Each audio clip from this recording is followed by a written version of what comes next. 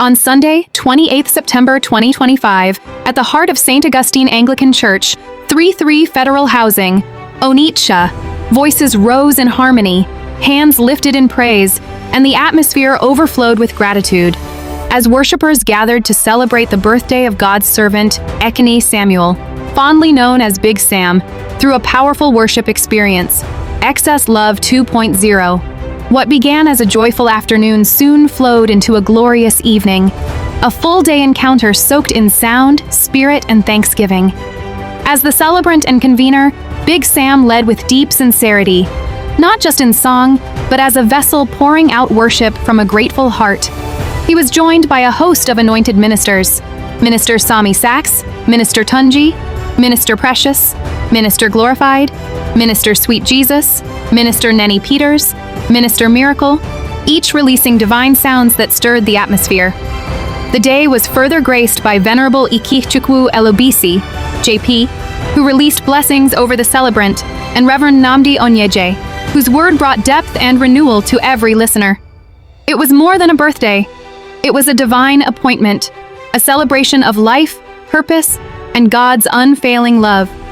And through it all, fair-rich imagery captured every sacred moment, preserving the joy, the worship, and the wonder with excellence. Excess Love 2.0, a sound of gratitude, a celebration of purpose, a birthday poured out in worship. The praise may have ended, but the conversation starts now. Welcome back, everyone. Today we're doing something a bit different. We're focusing our deep dive on just one source, but it's a really rich one. It lays out this major event called Excess Love 2.0, a worship celebration. And what's fascinating right off the bat is how it takes something personal. A birthday. Exactly, a birthday, and frames it in these really high-level spiritual terms. Like the source calls it a divine appointment. Yeah, that phrase jumps out. It sets the stage immediately. We're not just talking about cake and candles here. It's elevated. Right, so our mission today is to unpack that. Yeah. Use this document to figure out the who, what, when, where, the whole picture. How does a birthday become this large-scale spiritual thing? And that name itself, Excess Love 2.0, it's interesting, isn't it, that 2.0 makes you think of an upgrade, an evolution. Like software, yeah. Exactly. It implies there was a 1.0, maybe? And this is the next level. It sort of signals growth, maybe a bigger vision this time around. Okay, good point. Let's start with the basics, the logistics laid out in the source. Get the framework down. Sounds good. So the when. It was scheduled for Sunday, September 28th, 2025. A full day thing, it seemed. Right, a full day. And the where is also very specific. St. Augustine Anglican Church. Which is located at 3 Federal Housing, Onitsha. Giving that exact address feels important. It really grounds it. And choosing an established Anglican church, that's a significant choice too. It lends a certain tradition, maybe institutional backing. Yeah, it anchors it somehow. Yeah. It suggests this isn't just a pied-up event. It's happening within a recognized structure. But the source makes it clear this wasn't your standard Sunday service. The duration is key, a full-day encounter. That's a serious commitment for attendees. Absolutely. And the description of the atmosphere is quite vivid. The source talks about voices rose in harmony, hands lifted in praise. It's trying to paint a picture of active participation. Uses sensory language. Yeah. It wants you to feel like you were there. The air overflowed with gratitude, it says. Yeah, overflowed. That's a strong word. It suggests something spontaneous, yet the whole event was clearly structured. And that structure carried through the whole day. It apparently started as a joyful afternoon, then went right into a glorious evening. So maintaining that energy, that focus for hours, that takes planning. The source sums it up as being soaked in sound, spirit, and thanksgiving. Soaked is another one of those intense words. It really emphasizes the immersive quality they were aiming for. Definitely. You get the sense it was meant to be an all-encompassing experience. Okay, so we have the setting, the vibe. Let's talk about the person at the center of it all. Right, the celebrant. The source tells us the initial reason was the birthday of God's servant, Ekene Samuel, who is also known more informally as Big Sam. Big Sam. But here's where the source pivots, like we mentioned earlier. He's not just the birthday guy. No, it explicitly calls him the celebrant and convener. And that convener part is crucial. He's not passive in this. He's the one bringing people together, the architect of the event. So he's both the focus and the driving force. That's a dual role. Exactly. And his leadership isn't just organizational. The source describes him leading with deep sincerity. But it goes further. How so? It calls him a vessel pouring out worship from a grateful heart. That word, vessel. It implies he's channeling something divine. Ah, okay. So it frames his leadership, even his singing or worship leading, as a form of ministry itself, not just performance. Precisely. Which links back to why this whole thing is positioned as more than a birthday. It brings us back to that key phrase, a divine appointment. The source is really driving this point home. Yeah, it's making a clear statement about the purpose of the gathering. It wasn't just about marking another year for Big Sam. What was the stated purpose then, according to the document? It explicitly calls it a celebration of life, purpose, and God's unfailing love. So the focus shifts from just life, the birthday, to the meaning of that life, his purpose. So the birthday becomes a platform to celebrate his ministry, his calling, framed within this context of divine love. That seems to be the core message. It reframes the personal milestone into a communal, spiritual statement. Okay, now an event of this scale, framed this way, it needs support. You can't convene something like this alone. No, definitely not.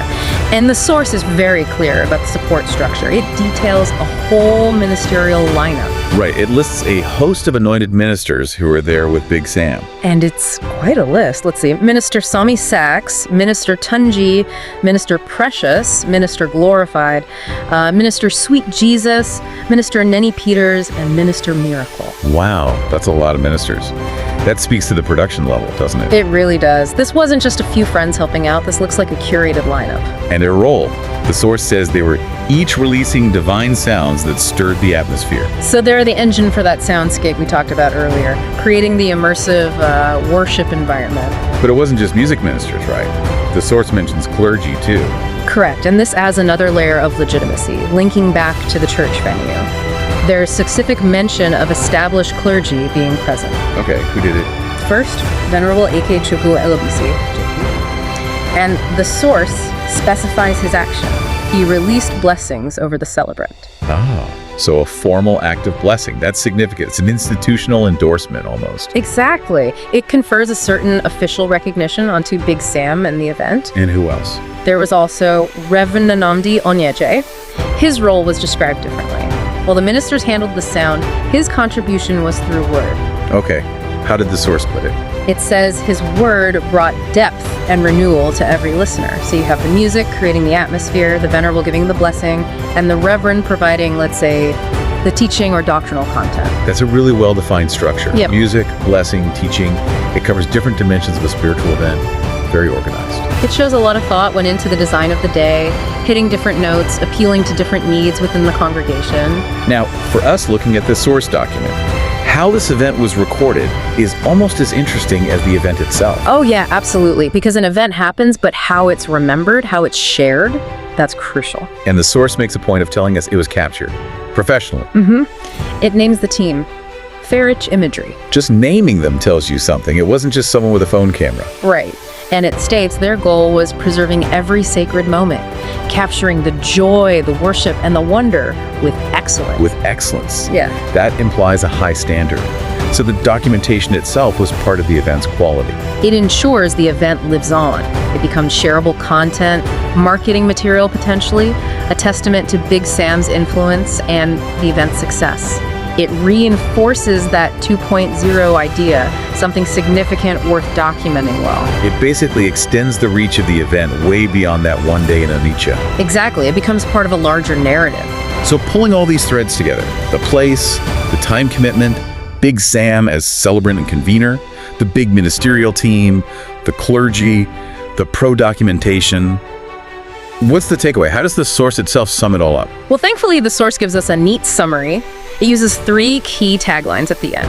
Okay, what are they? It distills Excess Love 2.0 down to a sound of gratitude, a celebration of purpose, a birthday poured out in worship. Ah, that really ties it all together, doesn't it? Gratitude, purpose, worship, all centered on a birthday. It perfectly encapsulates that blend we've been talking about, the personal milestone, completely reframed as a public, spiritual, purpose-driven act. Quite a transformation. We started with just a name and a date, and now we see this complex, multi-layered spiritual event, meticulously planned and documented, all spinning out from Big Sam's birthday in Onitsha. It's a fascinating case study in how personal life events can be scaled up and given this profound communal meaning within a specific faith context. Definitely.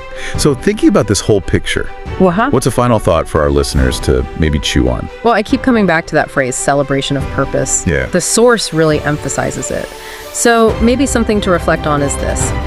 How does taking something like a birthday, which culturally often focuses on the individual, maybe receiving gifts or attention, and turning it into a full day encounter soaked in sound, spirit, and thanksgiving, how does that change our understanding of personal milestones? Instead of just getting older, it's about what you're doing with that time. Perhaps. It shifts the focus from inward, my special day, to outward, my purpose expressed through community and worship. It really reframes aging and personal landmarks within a communal, spiritual context. How does that conversion of private gratitude into public ministry work? It's something to think about. That's a great point to end on. A lot to mull over there. Well, thank you for joining us on this deep dive into the source behind Excess Love 2.0.